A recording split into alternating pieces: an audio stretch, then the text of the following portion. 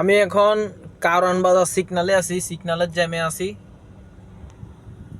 এই যে রাস্তার এখানে দেখুন মানুষ চলাচলের জায়গায় কিভাবে দোকানপাট বসছে, যা এদের কারণে মানুষ চলাচলের অসুবিধা হয়। তারপর মানুষজন চলে আসে রাস্তায়, রাস্তা দিয়ে চলাচল করে।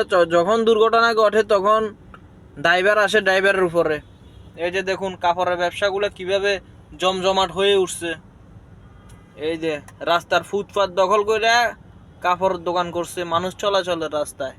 দেখুন একবারে পুরাটার ভিতরে মানুষ যখন হাঁটার জায়গা পায় না তখন সাধারণ পাবলিক চলে আসে রাস্তায়, রাস্তা দিয়ে চলাচল করে। যখন একটা দুর্ঘটনা ঘটে তখন আসে ড্রাইভারের দোষ। এই হলো অবস্থা। এটা হলো কারওয়ান বাজার সিগন্যাল। এই যে সিগন্যালের এখানে দেখুন, এই যে